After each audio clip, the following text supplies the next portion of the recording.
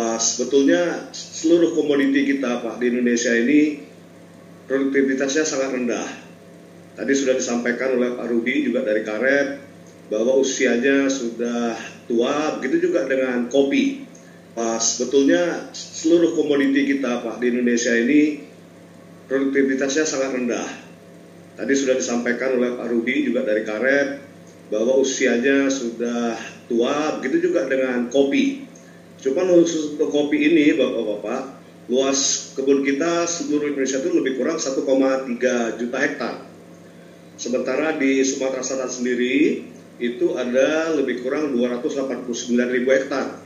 Jadi hampir 25% itu berada di Sumsel, di Sumatera Selatan, dan mungkin hampir 50% itu ada di Sumatera. Nah, baiklah Bapak Ibu sekalian, saya ingin menyampaikan terutama kepada Pak Wamen bahwa kopi ini di Sumatera Selatan itu 100% diusahakan oleh rakyat, sehingga budidayanya memang sangat tradisional, sangat lemah ya dari sisi budidaya, begitu juga pasca panen karena betul-betul 100% rakyat, sama dengan karet.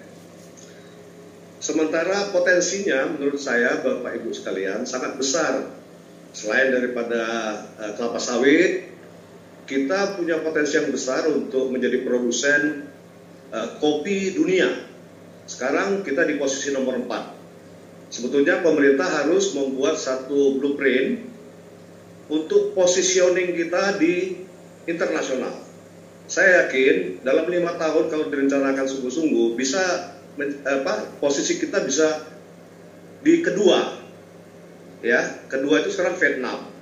Nah, kenapa demikian Bapak Ibu? Luas kebun kita itu sangat luas.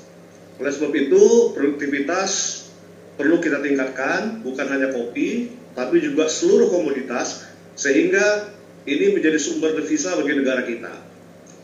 Bapak Ibu sekalian, kami di Sumatera Selatan ini merupakan kebun kopi terbesar, tapi terus terang kopi kami ini tidak terkenal karena tadi dianggap kualitasnya itu adalah kualitas asalan atau kualitas untuk industri.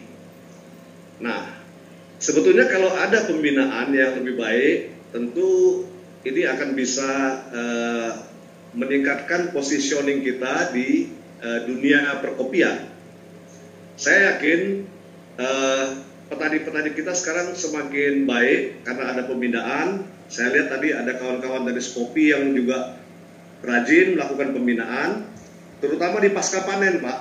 Pasca panen itu sangat jelek ya, karena mereka mungkin berkaitan dengan apa yang disarankan oleh Eropa ya. Sebagai kopi mereka harus higienitasnya harus cukup tinggi.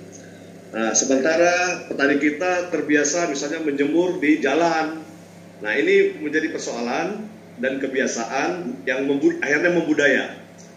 Pembinaan yang bisa kita lakukan adalah pembinaan pasca panen. Begitu juga dengan budidaya di awal, kita perlu replanting, tapi juga perlu penanganan yang komprehensif. Nah, beberapa tahun terakhir ini, Pak Wamen dulu kami laporkan bahwa dari Sumatera Selatan itu sudah mulai melakukan ekspor, terutama ke negara-negara Asia Tenggara, yang persyaratannya mungkin berbeda dengan di Uni Eropa ya. Jadi ke Malaysia, kemudian ke Australia. Artinya ini menjadi potensi. Kami di Sumatera Selatan tahun lalu itu sawit yang ada di Sumsel yang luasnya lebih besar, sekitar 2,5 juta hektar, sementara kopi hanya 289.000 hektar. Nah, ini perlu kita dorong menurut saya agar ini menjadi komoditas yang menjadi andalan negara, Pak.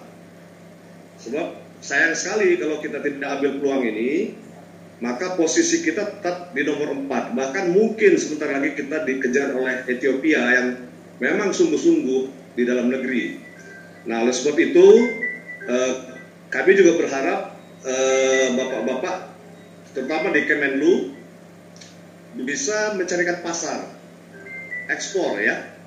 Dan persyaratan itu tentu nanti akan kita kaitkan dengan pembinaan yang kita lakukan di daerah untuk kualitasnya, sehingga bisa memenuhi standar-standar mutu yang diminta oleh Eropa atau negara-negara di kawasan lain.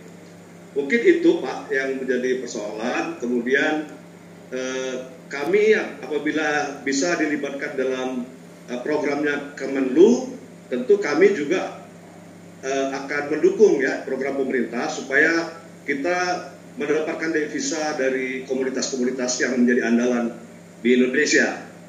Dan sekali lagi kami ucapkan terima kasih kepada Bapak yang sudah mengundang kami pada acara ini, walaupun saya mohon maaf agak terlambat. Tapi intinya peranan Kemenlu terutama untuk bidang-bidang yang berkaitan dengan ekonomi ini perlu kita giatkan Pak.